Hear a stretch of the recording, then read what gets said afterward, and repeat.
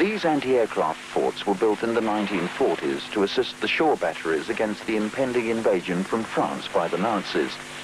They have stood in the sea 9 miles off Whitstable in Kent for over 30 years. But between the years of 1964 to 1967, they became household names to millions of people, not as forts on the shivering sandbank, but as a pirate radio station. This is the story of your Tower of Power. Radio City time, 12 and a half before 4 o'clock. Mike Side, Ian McRae. With the hits of today. In Monsters Macca's music show. Radio City, it's time until 9. The story of Radio City is a remarkable one. It's a story of adventure, excitement, and finally tragedy. It is also the story of one man, Reginald Calvert. Calvert was a manager of many up-and-coming pop groups and pop singers. The only way to bring his artists to the public eye was either through conventional means or a publicity stunt. On March 27, 1964, Calvert heard something on his radio that started him to formulate his next stunt. You're tuned to Radio Caroline on 199, your all-day music station. Radio Caroline was a boat converted into a radio station moored in international waters off Harwich. Pirate radio was born, and unknown to Calvert, so was Radio City. Very quickly, Radio Caroline became hot news. Calvert wanted to cash in on this, so he devised a stunt which would make David, Screaming Lord, Sutch, a name that everyone would know. Calvert hired a fishing boat from Southend called the Cornucopia to sail up the Thames, proclaiming Radio Sutch was here. Screaming Lord Sutch has a different view of those early days. Publicity stunt? No. The whole thing about Radio Sutch was that to give the young people of the country a chance to listen to commercial radio and give a chance to unknown musicians to send in tapes, unknown rock and roll singers to get heard, because the BBC had the monopoly and were just playing the sort of tripe that they like. Plus we had a bloody good time doing it. The stunt worked. Calvert and Sutch and the bogus radio station soon hit the papers. He'd hoaxed the public, but most of all the newspaper world. To Calvert, the whole affair was over. Unforeseen by him and Sutch, the public interest had been aroused, and people were tuning in their radios to hear the station on 197 meters in the medium wave band. Realizing the interest he had stirred up, Calvert was morally forced to start a real radio station. So he quickly set out to find a boat he could convert for the purpose, but to no avail. Then Brian Paul, who was in on the hoax, had a telephone call. Rich Calvert saying, when you get down to Leon Sea tomorrow morning, bring David Sutch and bring an overnight bag as well. So, what for, Reg? And he said, well, just get there and we'll talk about it when you arrive. So we arrived about 11 o'clock in the morning at Leon Sea, parked the car, took the bag and met Reg, and he said, we're going on this boat. Fine, you know, it's a nice day for a trip. Where are we going? Well, we're going out to some towers called Shivering Sands. Okay, so we got on the boat, and while we were going, he then told us that we were going to start up a radio station on these towers, and that I was going to be a disc jockey. Well, we saw the towers in the distance and they looked quite foreboding, and it took a long time to arrive, and they got bigger and bigger and bigger until we drew up to the landing stage at the bottom and looked up, and they were enormous from where we looked. And the job we had to then was to climb up. Well, the first stage was fairly easy. It was just an ordinary iron ladder going up the side of the towers. I suppose it went up about 40 feet. And then at the top of this ladder was a ledge, or supposed to be a ledge anyway, which stretched across to another ladder which went up to a trapdoor. The only problem was the ledge had disintegrated, and all there was an iron girder. And the job then was to walk across the iron girder, and that wasn't very funny. Anyway, we managed to get up onto the next ladder and open the trapdoor, and that was the first view we had of what was going to be home for the next few months. The towers were ideal. Calvert bought some equipment and lowered a banner from the forts, proudly displaying the station's name. and Radio Sutch joined the now slowly mounting pirate radio stations off the English coast.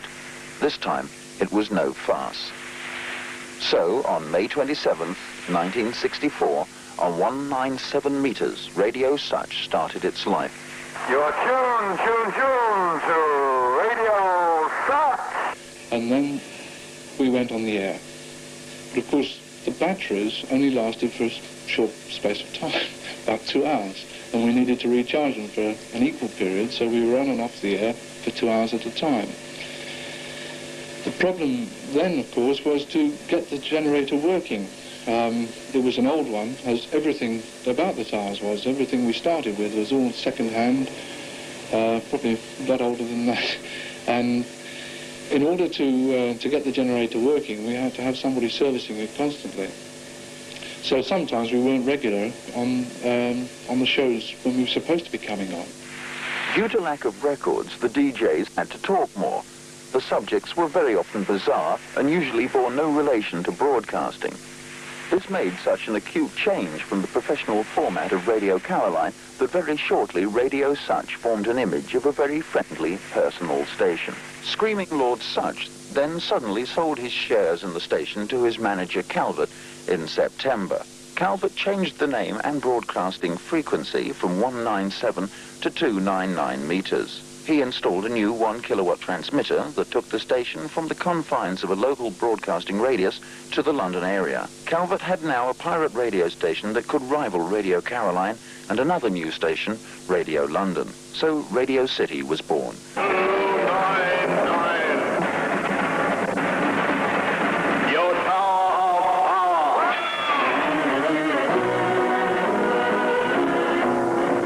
On the move and in the groove amongst us Macca's late-night music show. 1965 dawned. Calvert had by now thrown himself into his radio station. He applied his station to promote his artists and used some of them to make jingles and the station call signs. He realized what a market there was for commercial radio, and he, Calvert, was going to tap it. Calvert's niece came out onto the forts, and soon his wife, Dorothy Calvert, became interested and involved in the running of the station. Tony Pine, an engineer in the early part of City's history, tells of the beginning. It was a feat, a great feat, both on the part of the chaps taking part and the technical achievements that they, in fact, produced under terrible conditions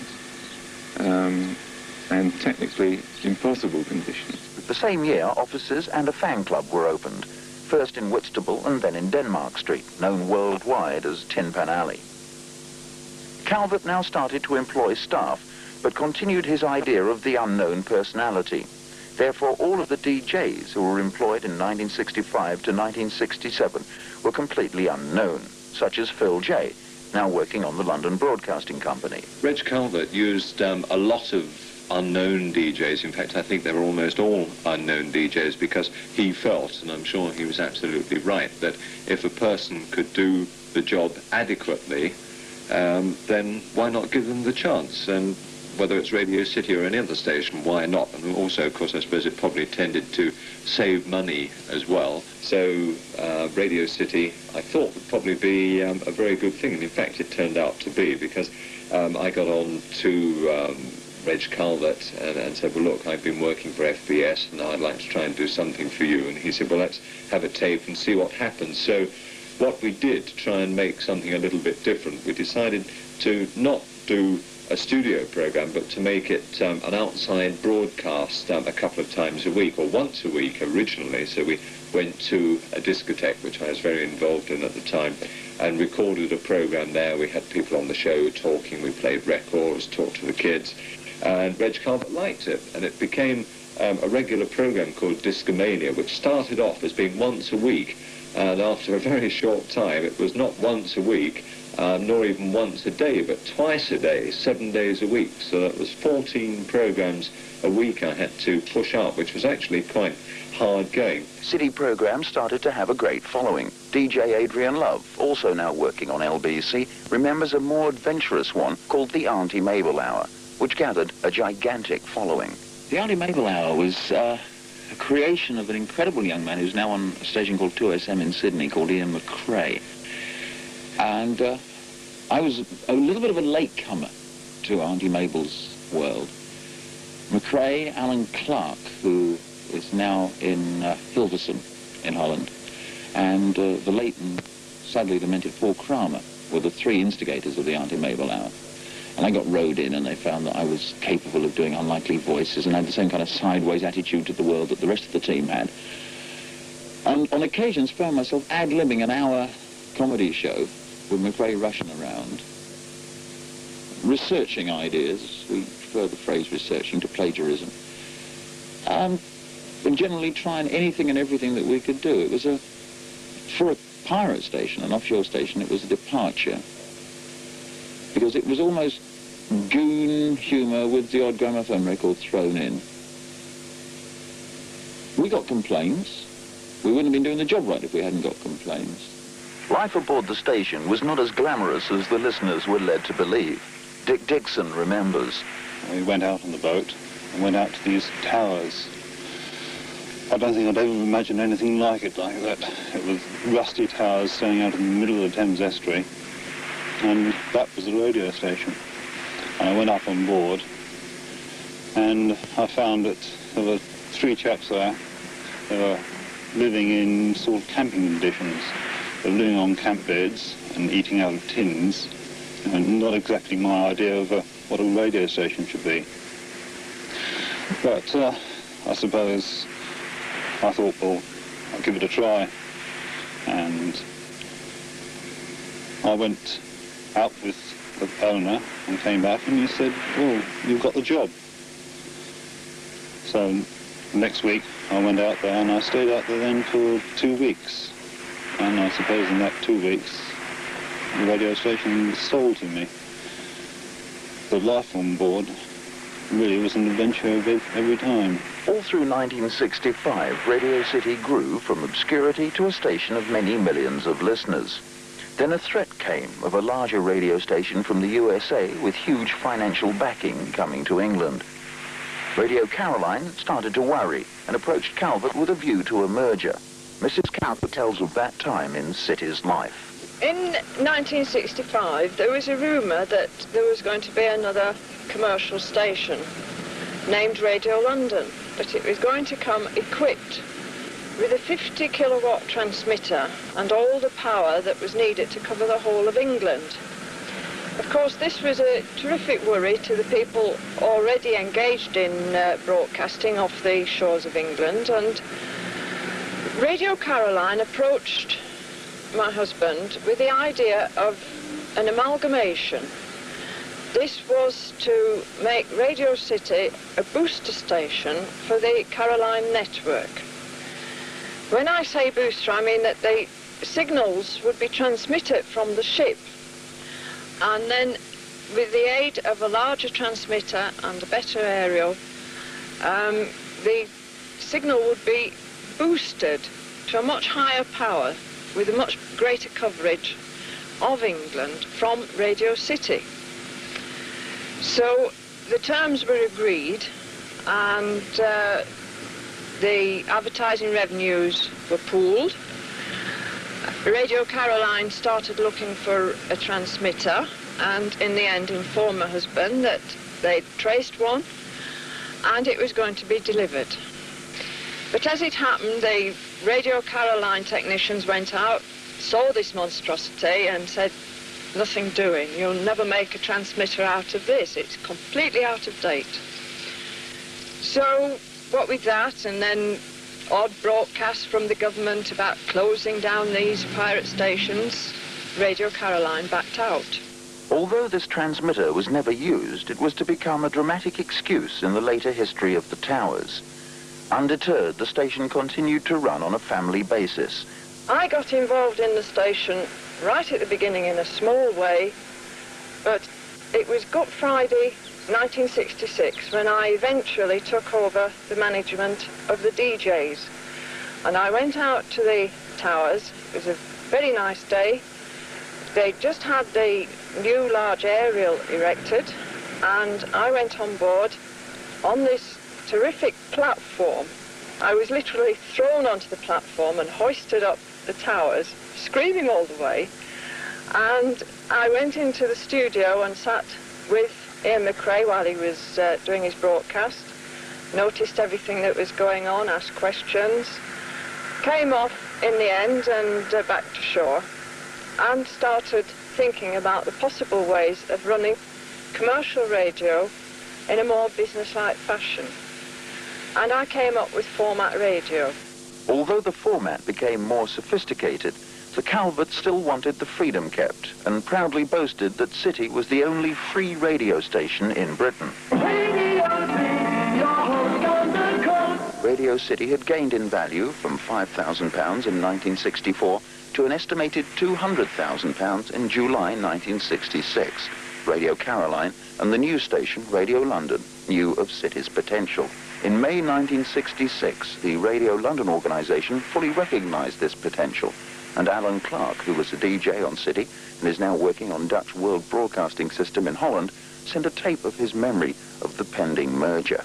In the summer of '66, Radio London, which was, of course, the top pop station of the day, made advances to Radio City and put a proposition to them that Radio City should cease to be and should instead become UKGM, United Kingdom Good Music, a kind of sweet music station. The merger was to start on the 1st of June, but because of technical difficulties, Radio London decided to take over on the 1st of July. Black Prince remembers the atmosphere on the station. The atmosphere on Radio City at the start of 1966 was absolutely incredible. It wasn't anything like I imagined it was going to be. There was this bunch of fellows that were really dirty, stuffing their faces full of the most unhealthy-looking rubbish that consisted of the main part of baked beans, I think, and generally just doing their own thing. I mean, we used to walk in and out of each other's studios, always someone had a programme. I don't think anyone took much notice of that. I mean, I used to drop in on other people's shows and they used to drop in on mine. I was out there for far too short a time, really.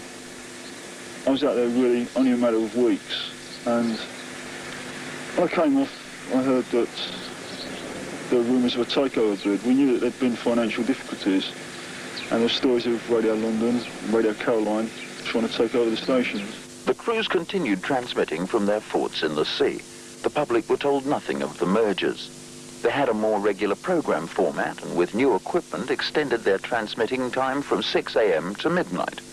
Then, on the 18th of June, the merger was officially announced, and that afternoon Calvert received a telephone call from a Mr. Oliver Smedley, a director of the organisation with which Radio Caroline was involved. My husband had a phone call from Mr. Smedley. He said he was quite upset about the merger and that he wanted to buy Radio City. He'd been on this tack for quite a long time, but of course he never came up with any money. So my husband said he was sorry, but this was a better deal. It meant that he didn't lose Radio City, but he would be assured an income. Well, after that, he went off to Manchester auditioning some groups, and the next morning, on the Monday morning, Radio City was silent. Then on June 19th, almost exactly 2 years from when Calvert and Sutch started their hoax, Radio City became headline news again. At approximately 3 a.m. on the 19th of June, a party of 10 boarded Radio City whilst the DJs were asleep. They were awakened and told not to go near the transmitter and that if they resisted, the aerial mast would be cut down. The boarders took the crystal out of the transmitter, which completely immobilized it. They also took the microphones and told the DJs that they'd come to stop the use of any transmitter that was partially owned by somebody else. This mystery person was, in fact, a man called Major Oliver Smedley. The transmitter in question was the one that stood idle since it had been obtained by City from Radio Caroline. Ian West, the engineer on the station at the time of the boarding, relates. Yeah, it was about 3 o'clock in the morning when they boarded. I was asleep at the time. First I knew it was a bloke with a torch saying that he'd come to protect us because he thought there was going to be a takeover. He was told there was going to be a takeover. Now this bloke turned out to be Oliver Smedley, and it turned out that he in fact was the takeover party because he's got a load of what turned out to be something like dockers from Gravesend who'd come to take care of the towers and sort of generally look after us and make sure we didn't go on the air. The idea behind it being that was that he wanted, that Smedley wanted the towers for some purpose of his own, I think, to sell to somebody else. But this is what happened when they bought it. They wouldn't let us go anywhere if they could help it, and about the first thing I suggested was doing was making a cup of tea, and one of the boarding party said, I'll go and do that, and the tap in the kitchen contains salt water, fresh water being in carboys, so he fills the kettle with salt water. This, of course, we don't discover until we start drinking the tea, which was absolutely horrible. They sort of wandered round in twos everywhere, looking all over all of the other towers and under beds and in cupboards and whatever, generally a little bit unsure of themselves.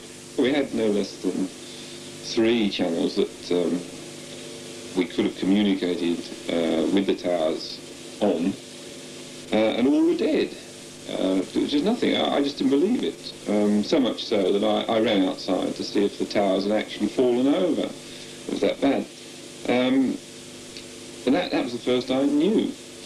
I went back and reported Sam, and that was it. He said, well, for God's sake, get out there and find out, which we did. Rouse the boat and the skipper and what have you. And on arrival at the towers, there they were. The towers were just crowded with large men walking all over the place. This was, just take you back. You didn't know what to believe. Meanwhile, Reg arrived back in London, was told that his appointment with Smedley was arranged for noon. So he went along, and there was Smedley, and Kitty Black, Commander Horsley, and a Mr. Lovett. And they confronted him with the boarding party and a piece of paper which they wanted Reg to sign, signing away 50% of Radio City profits. The next day, Tuesday the 20th of June, Calvert went to the police and told them about the raid. On the evening of the 21st of June, Calvert drove out to Smedley's house in Saffron Walden and was shot dead. The reason why died with him, but Smedley was arrested and charged with his murder. Later, he was tried and found not guilty of murder. Radio Caroline, Calvert's old rival, broadcast a news flash over their station. Radio Caroline news beat, fast and factual. 37-year-old Reg Calvert, manager of many pop beat groups, including the Fortunes, and owner of the offshore radio station Radio City, was shot dead in a country mansion near Saffron Walden, Essex, early this morning. A man is reported to be helping the Essex police in their inquiries into the shooting. Eventually, the police boarded the station and questioned the DJs and boarding party, although continually saying they had no authority because of the position of the forts. They took statements from all the people on the fort as mere procedure, saying they still had no power. This, however, was soon going to have a sour twist. At 9:30 p.m. on the 26th of June, the boarding party disappeared as quickly as they had come, and by 10 o'clock, Radio City was back on the air. Good evening. This is Radio City broadcasting on 299 meters in the medium wave band.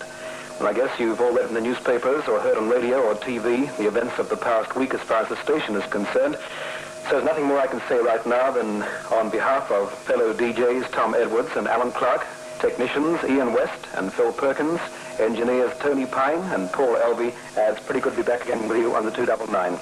The station did not now have a figurehead. Was it going to close down?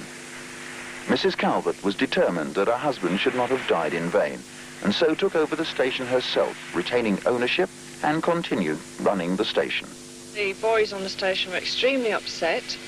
I decided to carry on, and they gave me 100% backing, and we became a united, happy little family, trying to enlarge the scope of Radio City and improve things.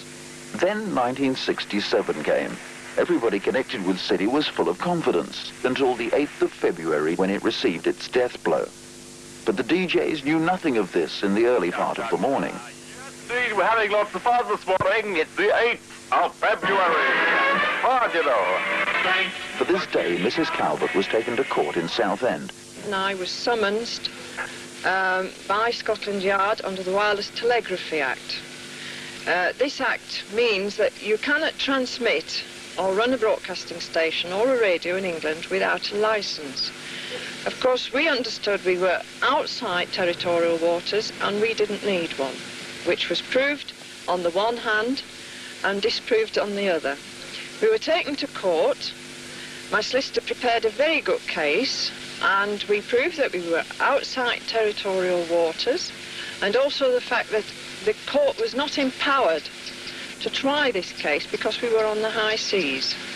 Unfortunately, we were found guilty, and my instructions had been that that night had to be the last night for broadcasting. The boys closed down. It was a very, very moving time, very sad. We all cried, but there was it. That was the death of Radio City. Radio City's story involved many people, not only the staff, but listeners as well. It was one of the most out-of-the-ordinary stations, certainly not the most powerful. One of its claims to fame was the tallest aerial out of all the pirates, 220 feet of it.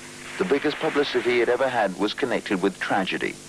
But for 3 years, City gave the English public something that it had demanded. It was a story not of one station and one man, but the story of the whole rise and fall of pirate radio stations in England.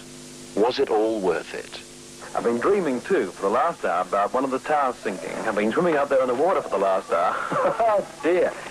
Clarky, you want to say goodbye on behalf of the 5x4, Mother, do you?